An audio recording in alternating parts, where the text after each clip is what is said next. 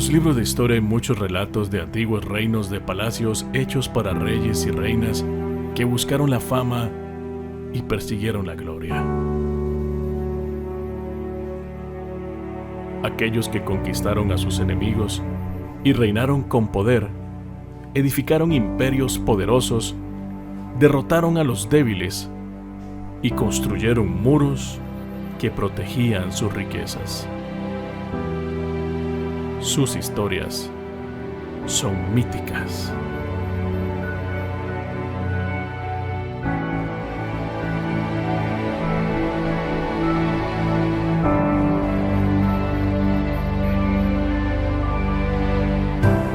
Pero esos reinos, a pesar de su grandeza, son ahora monumentos de los monarcas que existieron. Fueron construidos sobre piedras que ya se derrumbaron y reinaron con poder que ya se desvaneció. Verán, para que haya un reino que nunca acabe, se necesita un rey como ninguno antes visto. Un rey que no vino a ser servido, sino a servir. Un rey que enalteció a los humildes, sanó a los enfermos y cambió una túnica real por una toalla para lavar los pies. Y entonces, en el mayor acto de amor de la historia, este rey entregó su vida en beneficio del mundo entero, llevándose nuestra culpa y vergüenza, dando a cambio vida e invitando a todos a formar parte de su reino transformador.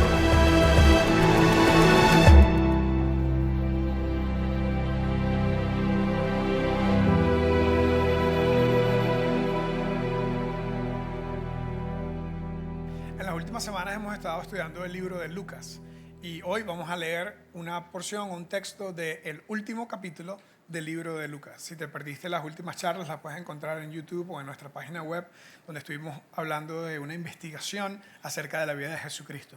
¿Por qué creemos en Él? ¿Por qué le seguimos? ¿Por qué un día como hoy le cantamos diciendo que es santo, que es como ningún otro, que es un rey como ningún otro? Bueno, tal vez hoy vamos a entender un poquito más por qué.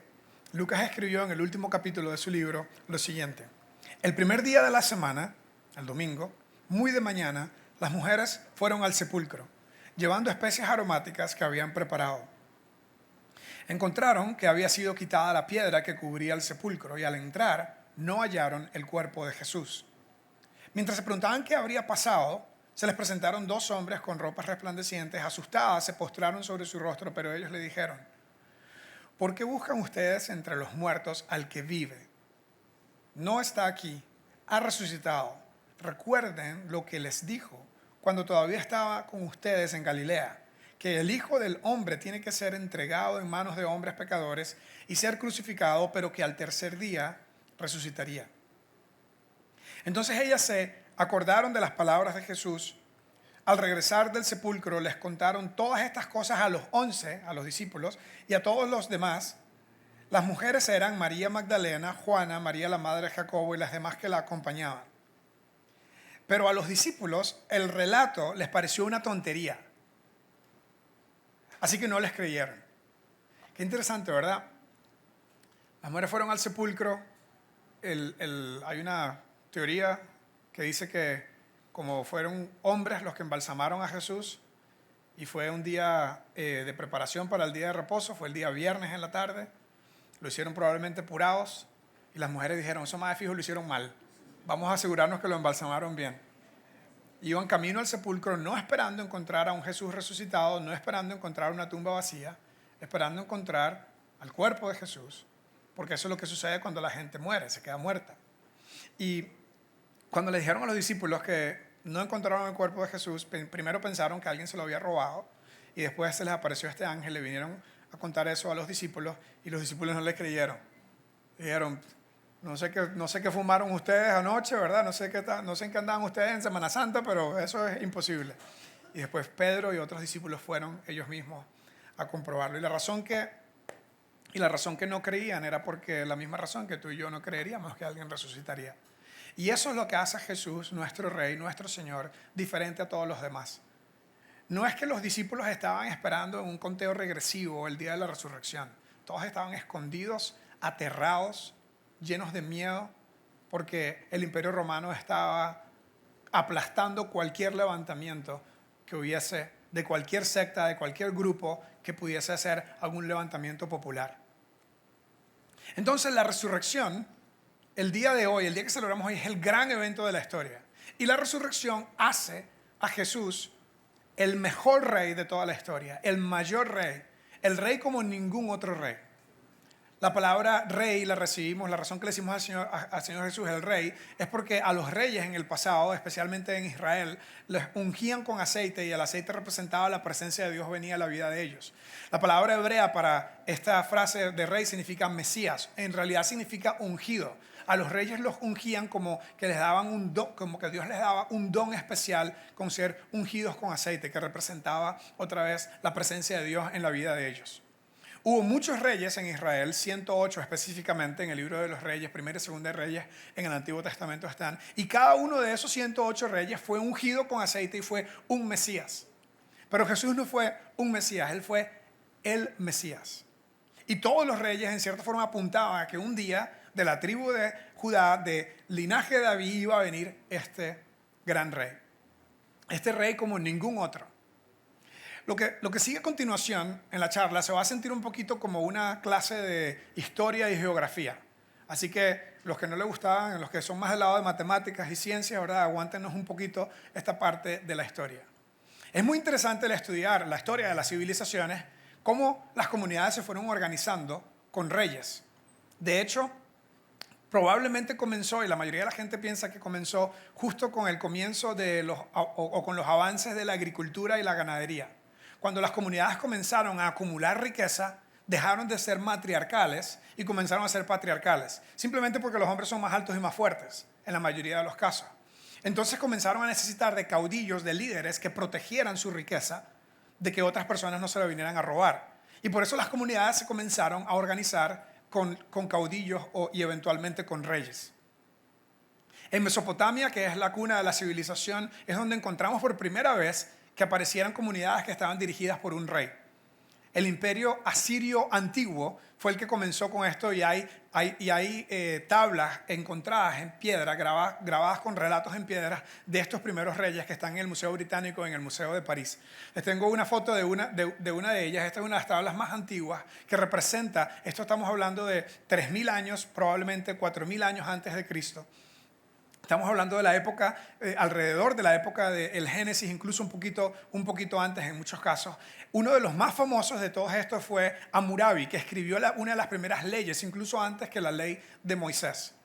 Ahora, ellos creían que Dios les hablaba a ellos y que ellos tenían un poder especial.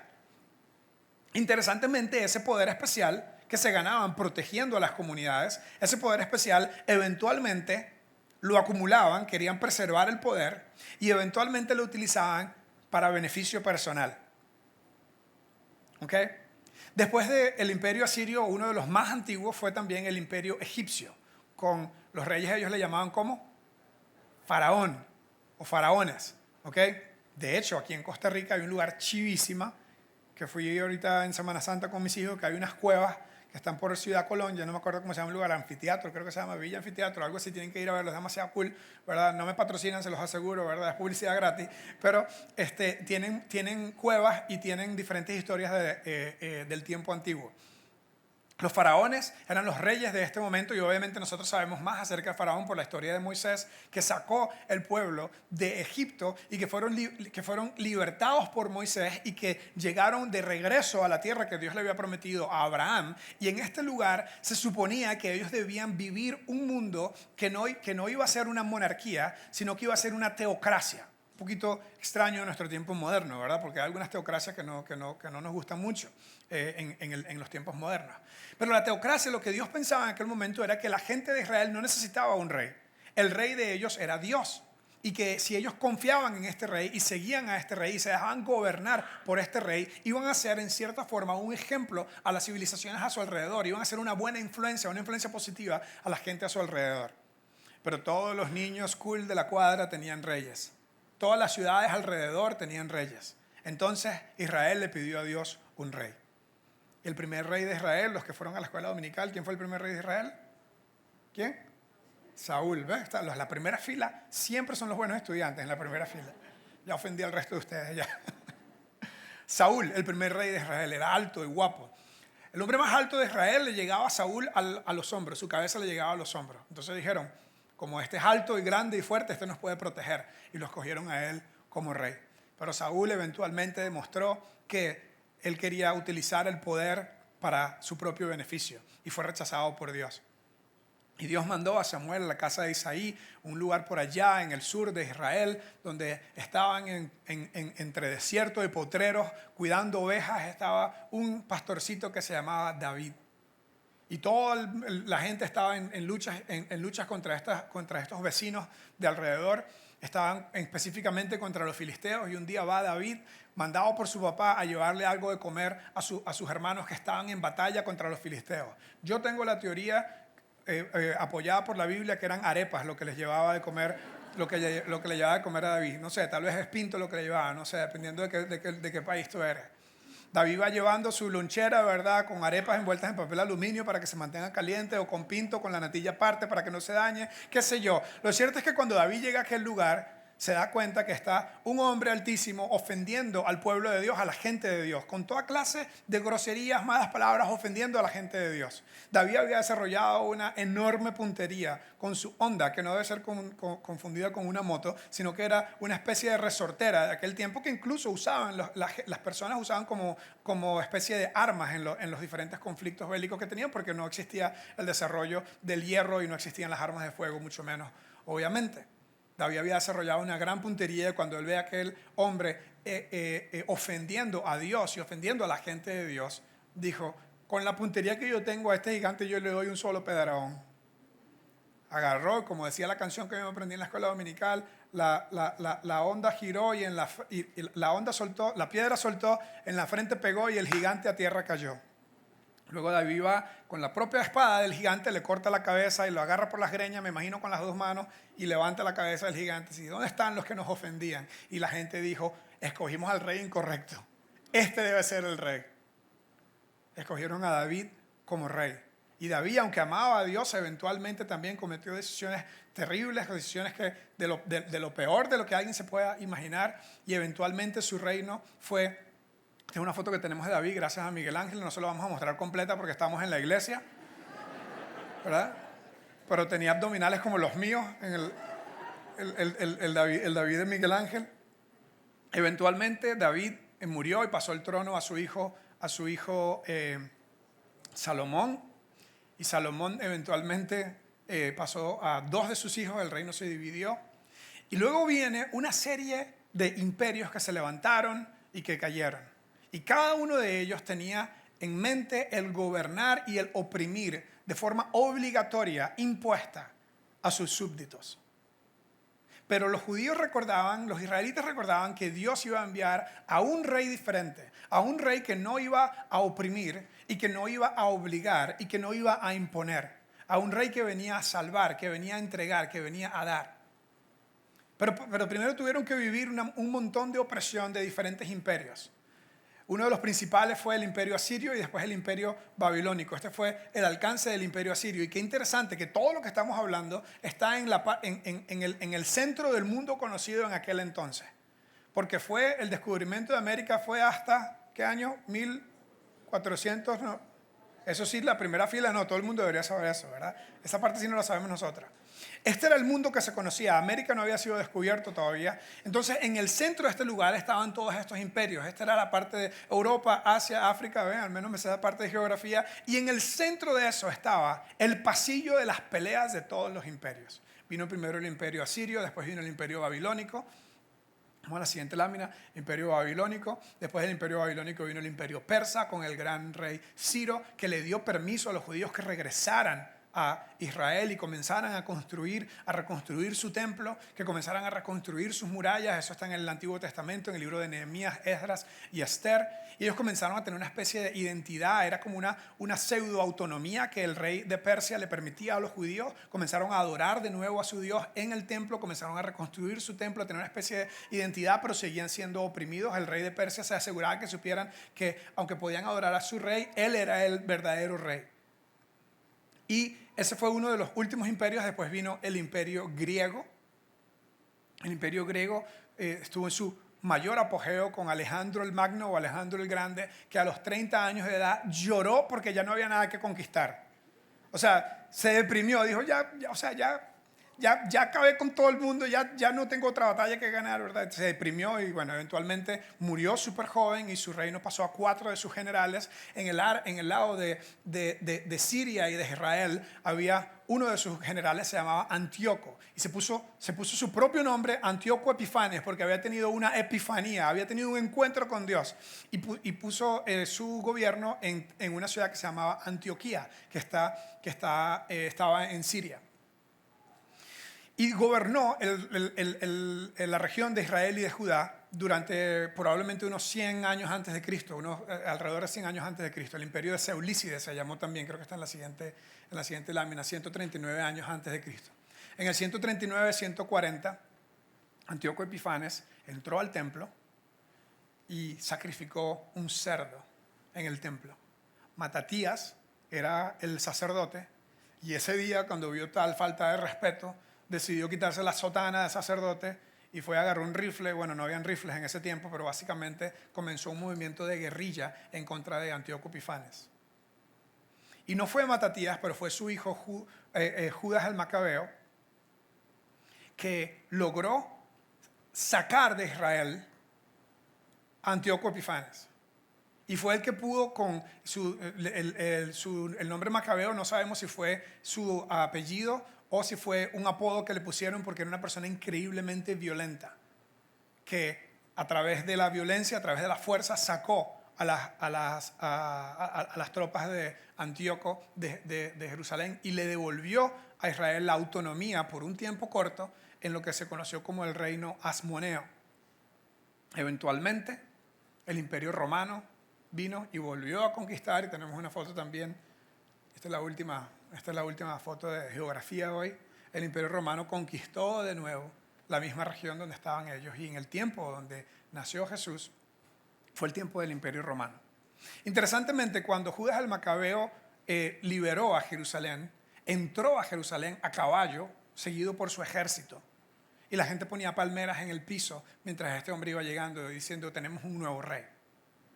Igualmente Jesús, una semana antes de su pasión, de su crucifixión, de su muerte, entró a Jerusalén, pero no entró a caballo como un rey, entró en un burrito, representando la humildad y lo diferente de él. Y no entró acompañado de un grupo guerrillero, sino que entró acompañado de un grupo de discípulos pescadores.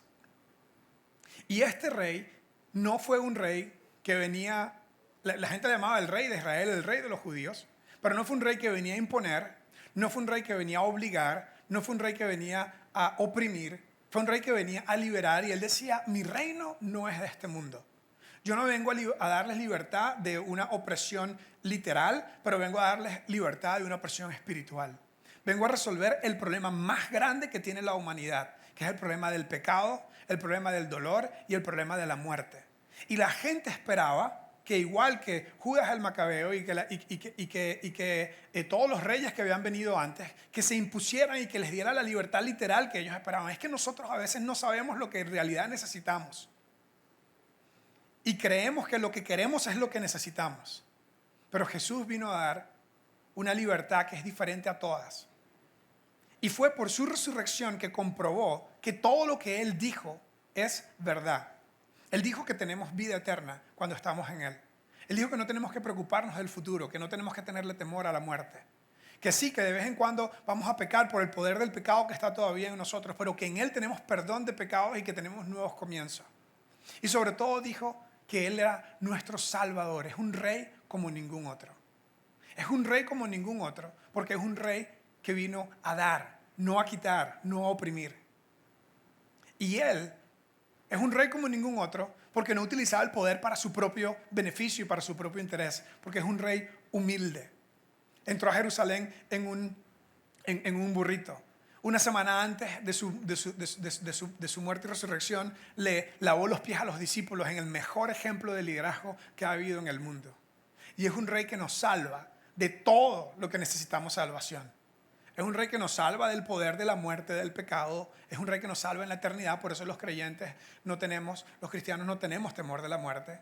Pero también es un rey que nos salva hoy y ahora, aquí y ahora. Nos salva de nosotros mismos cuando decidimos seguirle a Él por voluntad, no por opresión, no por obligación, sino por voluntad propia. Y por último, este rey es un rey tan especial porque es un rey que conoce 3 cosas acerca de nosotros, que si has venido a Open House durante algún tiempo me has escuchado decir estas cosas. Nuestro Señor, nuestro rey, que nos invita a seguirle voluntariamente, a seguir su reinado, su gobierno voluntariamente, es un rey que sabe, número 1, lo que es mejor para ti. Tú crees, y yo creo que tú crees que tú sabes lo que es mejor para ti. Pero nadie más que Dios sabe lo que es mejor para ti. Es como cuando mi hijo Liam, de 12 años, me dice qué es lo que él necesita y qué es lo que él quiere hacer. Y yo, que tengo 42 y que soy su papá, entiendo y sé mejor que él qué es lo que él necesita, qué es lo que es mejor para él. Bueno, Dios sabe lo que es mejor para ti. Número 2, nuestro Señor, nuestro Salvador, Él quiere darte lo que es mejor para ti. No quiere darte todo lo que tú quieres y todo lo que tú crees que necesitas. Él quiere darte lo que Él sabe que es mejor para ti. Y por último, finalmente, Él puede darte lo que es mejor para ti. Si te das cuenta, este rey no es un rey que busca el beneficio propio. No es un rey que busca la opresión. Es un rey que está interesado en ti. Él sabe lo que es mejor para ti más que tú.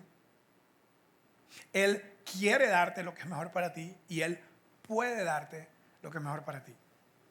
Entonces, si tú estás terminando el cole, empezando la universidad, y estás pensando, ¿qué es lo que yo debo hacer con mi vida? ¿Sabes qué? Dios sabe lo que es mejor para ti. Búscalo a Él, confía en Él. Y podemos creer en Él porque resucitó, como celebramos un día como hoy. No es que Él está enojado contigo y te va a pedir que hagas, 10,000 penitencias y te va a pedir que, que te pares de cabeza, que hagas 200 flexiones, 300 abdominales para que pueda dar. No, Él quiere darte lo que es mejor para ti. Él no se esconde, Él no es esquivo. Si lo buscas, lo encuentras. Él quiere darte lo que es mejor para ti. Y por último, Él puede darte. Y esto es un cambio de paradigma totalmente. Si estás empezando tu carrera, si estás empezando una relación de pareja, si tú confías que Él sabe lo que es mejor para ti y que Él quiere darte lo que es mejor para ti, que Él de hecho puede darte lo que es mejor para ti, las cosas van a funcionar mejor que si tú buscas lo que tú crees que es mejor y si tú crees que puedes, que sabes qué es lo que tú necesitas y crees que puedes darte lo que tú necesitas. Esto es un cambio de paradigma porque es un cambio de control. En cualquier etapa de vida que tú estés, si estás comenzando de nuevo después de una separación, un divorcio, si acabas de fracasar en un negocio, en cualquier estado en el que estés, tenemos un rey que es un rey como ningún otro, un rey que nos invita, no nos obliga y que nos llama a que confiemos en Él, porque al final del día, Él sabe lo que es mejor, Él quiere lo que es mejor para ti y Él de hecho puede darte lo que es mejor para ti. ¿Por qué no seguiríamos a un rey así? Todos los reyes de la historia venían a imponerse, venían a obligar, venían a oprimir, venían a imponer el beneficio personal. Y este rey, que es como ningún otro rey, está enfocado en ti. Está enfocado en que Él sabe qué es lo que tú necesitas, quiere dártelo y de hecho puede dártelo. ¿Por qué cerrarías las manos?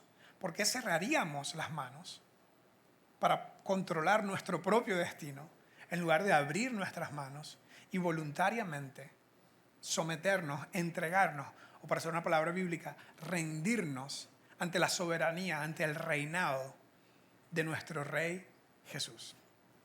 Los cristianos creemos que Él es el Rey de Reyes, creemos que es el último Rey, el máximo Rey, pero como Él no se impone, esta charla merita la pregunta: ¿es Él tu Rey?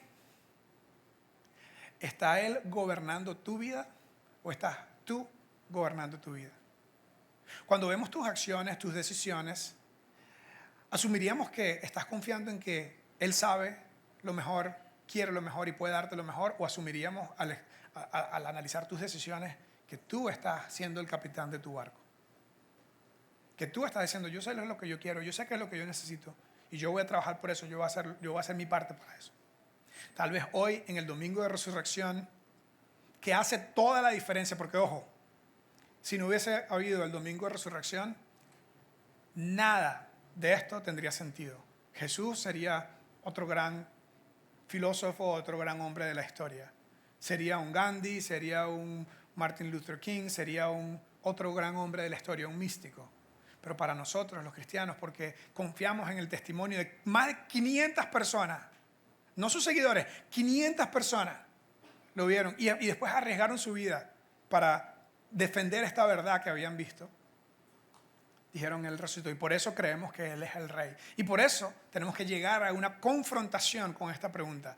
¿Quién está gobernando tu vida? ¿Quién está dirigiendo tu vida? ¿La estás dirigiendo tú? ¿Tu apellido? ¿Tu preparación? ¿O la está dirigiendo el Rey, el gobernador? Muchas gracias, feliz domingo, nos vemos en un par de semanas.